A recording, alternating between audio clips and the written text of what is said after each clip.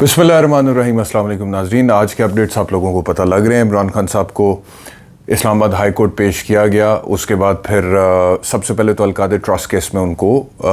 Pre arrest interim bell, इसको अबूरी ज़मानत बोलते हैं, वो मिल गई। अच्छा, इधर इस्लामाबाद हाई कोर्ट ने इमरान खान को अबूरी ज़मानत दिया अलकादर ट्रस्ट केस में, और उससे पहले काबीना की मीटिंग हो रही थी, प्राइम मिनिस्टर शहबाज शरीफ कर रहे थे, और जैसे इस्लामाबाद हाई कोर्ट के 2 जज साहिबान ने वो फैसला दिया कि 2 हफ्ते की ज़मानत इमरान खान को दी जाती है, उसी वक्त एकदम ब्रेकिंग आई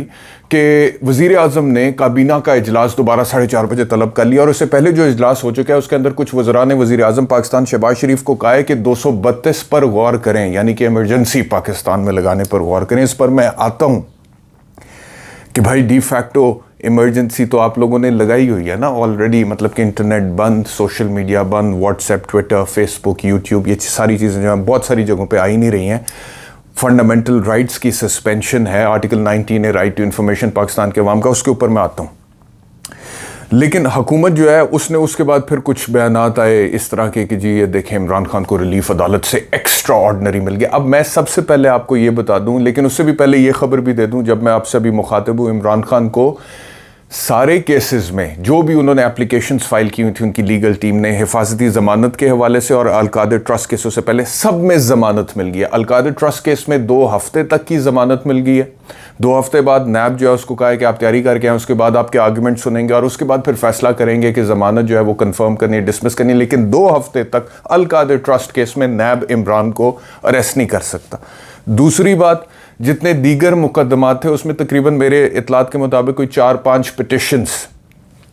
इमरान खान की लीगल टीम ने फाइल की हुई थी प्रोटेक्टिव बेल्स की, तो उसमें भी 17 मई तक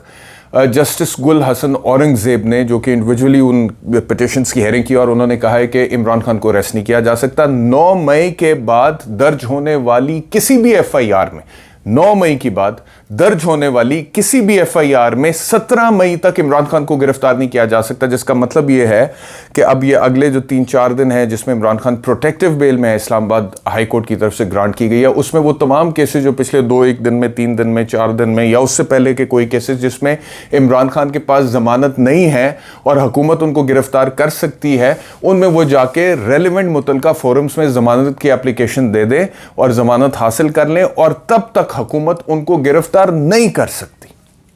अब ये क्या हो गया? ये तो हुकूमत की तमाम तर उम्मीदों पर पानी फिर गया। मतलब कि जो पूरा एक सीन था, पूरा एक सीन क्रिएट किया गया था, और जिस तरह से इमरान खान को अरेस्ट किया गया था और जिस तरह से वहाँ पे रेंजर्स को डिप्यूट किया गया था, मुझे अफसोस है उस बात का, और फिर जो रद्द अमल उसका आया,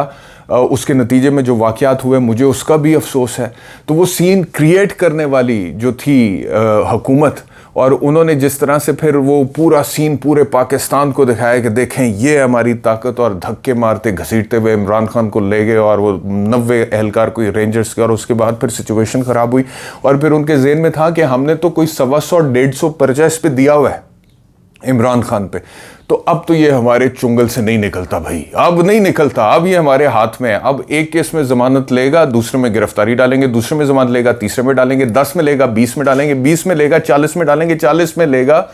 अगले 50 में गिरफ्तारी डालेंगे, 1.5 डेढ़ 2 साल इसको नहीं छोड़ते। अब ये ज़हन था हुकूमत का, ये प्लानिंग थी हुकूमत की, जिस पर पानी फिरा सबसे पहले कल सुप्रीम कोर्ट के उस फैसले से,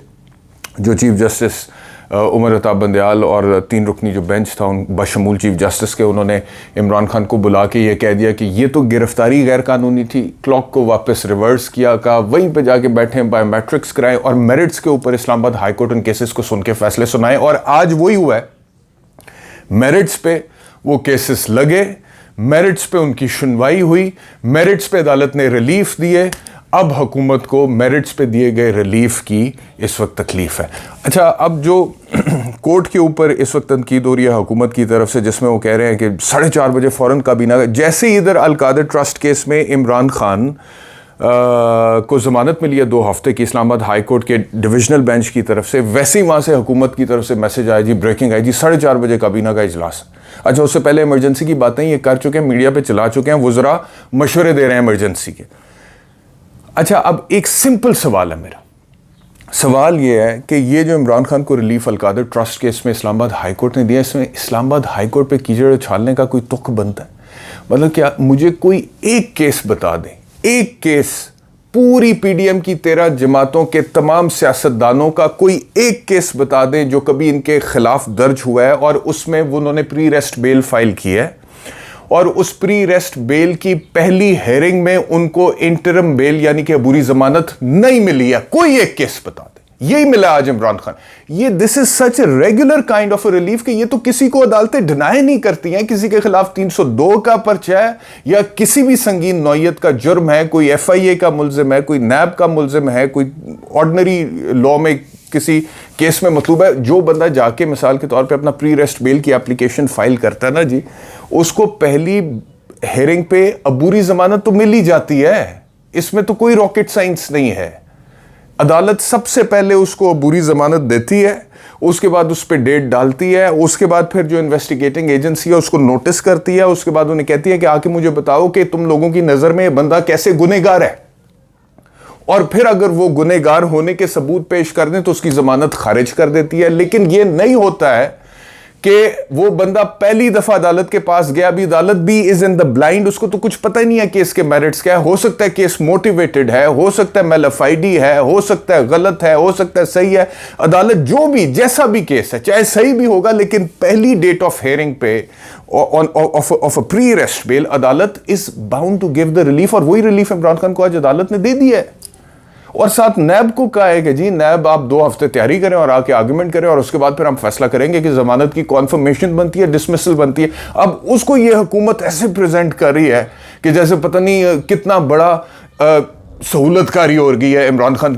के लिए अदलिया की तरफ से। पहले चीफ जस्टिस और वो 3 जजेस बुरे थे, फिर 8 जजेस बुरे हो गए जब वो उन्होंने वो स्टे कर दिया उसको, supreme court practice and procedure bill को। उसके बाद कल के जस्टिस अतर मिनल्ला भी इनकी नज़र में बुरे हो गए, क्योंकि गैर कानूनी गिरफ्तारी का जो फैसला था उसमें जस्टिस अतर मिनल्ला जो अदरवाइज 4-3 वाले फैसले में थे, पहले वो बहुत अच्छे थे, लेकिन कल के वो भी बुरे। आज इस्लामाबाद हाईकोर्ट के ये 2 जज साहबान जिन्होंने अलकादर ट्रस्ट केस में प्री रेस्ट इंटरम बेल दे दिया, वो भी बुरे हो गए। और जस्टिस गुल हसन औरंगजेब इस्लामाबाद हाईकोर्ट के जिन्होंने प्रोटेक्टिव बेल दे दी है, वो भी बुरे हो गए। अब इस वक्त जब मैं आपसे मुखातिब हूँ ना, सिचुएशन ये है कि इमरान खान को तमाम मुकदमात में फ़िलहाल ज़मानत मिल चुकी है इस्लामाबाद हाई कोर्ट से। इस्लामाबाद हाई कोर्ट कह चुका है कि इमरान खान को आप अरेस्ट नहीं कर सकते हैं 17 मई तक किसी भी केस में। अब असूली तौर पर अगर इस मुल्क में कोई ज़रा सी भी रह गई है स्पिरिट रूल ऑफ लॉ की, तो इमरान खान वहाँ से बाहर निकलें तो उनको अरेस्ट होना नहीं चाहिए।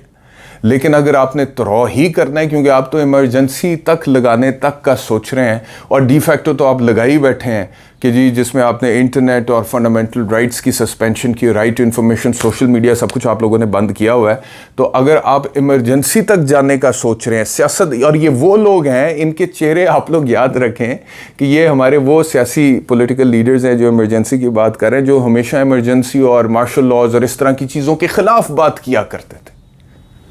आज वही लोग इमरजेंसी लगाने की बात कर रहे हैं,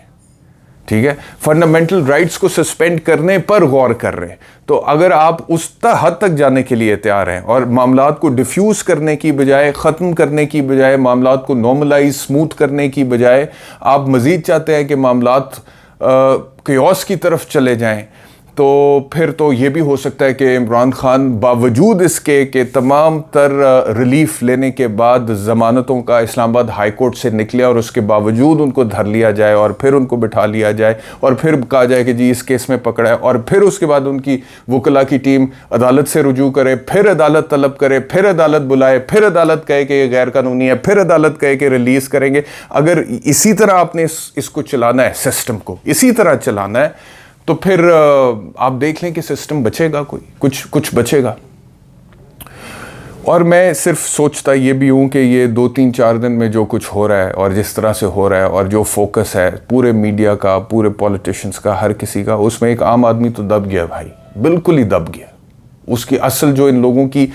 जिम्मेदारियाँ वो तो बहुत पीछे रह गई है। वो केयर टेकर सेटअप्स जो 90 दिन से ऊपर एक दिन नहीं रुक सकते थे, वो विराजमान है अपनी कुर्सियों पे और अथॉरिटी को एक्सरसाइज कर रहे हैं। कल वो मेरे शो में मैंने अपने प्रोड्यूसर को बोला कि IG पंजाब को ज़रा लो, उससे पूछें हम कि वो क्राउड वहाँ से कोर कमांडर हाउस के घर तक जब आया तो बीच में पंजाब पुलिस ने रोका क्यों नहीं, किधर थी पंजाब पुलिस? तो उसने मुझे बताया प्रोड्यूसर ने कि हमने कॉल किया, उन्होंने कहा जी मैं सीएम साहब के साथ बैठा हूँ, अभी बीपर नहीं दे सकता। तो मैं सोच रहा था कि जिस तरह आईजी ने मेरे प्रोड्यूसर को कहा कि मैं सीएम के साथ बैठा हूँ, बीपर नहीं दे सकता, तो उस तरह तो और सीएम कौन है? सीएम वो है जो कि केयर टेकर है, और सीएम वो है जो कि 90 दिन से सीएम रह ही नहीं सकता, लेकिन वो सीएम है और वो बैठा हुआ है और आईजी उसके सामने जी सीएम साहब के साथ बैठा। ठीक, तो इस तरह तो इस मुल्क में मतलब कि डी फैक्टो चीज़ें इस वक्त चल रही हैं, de facto as opposed to de jure. De jure होता है जिसके अंदर एक लीगल अथॉरिटी वेस्टेड होती है, कानूनी, कॉन्स्टिट्यूशनल, आईनी, वो डी जोरे होता है। ठीक है, डी फैक्टो ये है कि उसमें कानून उसकी बुनियाद में नहीं होता, लेकिन वो सूरत हाल है वैसी हो जाती है, जैसे बाय हुक और बाय क्रुक, डंडा और जंगल का कानून, और जिसकी लाठी उसकी भैंस, डी फैक्टो वो वैसे कर देते हैं। तो ये फ़र्क है कि डी फैक्टो फैक्चुअली क्या है और असल में डी जोरे कानूनी तौर पे होना क्या चाहिए, ये दोनों सिचुएशन। तो डी फैक्टो इस वक्त सिचुएशन पाकिस्तान में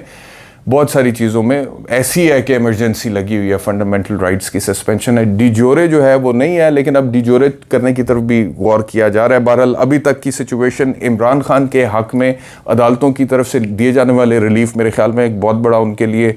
रिलीफ है। और मैं फिर ये कहूँगा कि इमरान खान ने बाय द वे आज बड़ा ज़बरदस्त एक काम किया कोर्ट में कि एक बंदे ने नारा लगाया वहाँ पे, अभी जजेस आके बैठे ही हैं, 2 जज साहिबान अल-कादिर ट्रस्ट केस में, और उसके बाद कोर्ट का डेकोरम डिस्टर्ब हुआ तो जजेस उठ के चले गए कि इस माहौल में हम तो नहीं समाते। तो इमरान खान ने उसके बाद फिर वहाँ पे सबको चुप कराया जो मीडिया ने रिपोर्ट किया,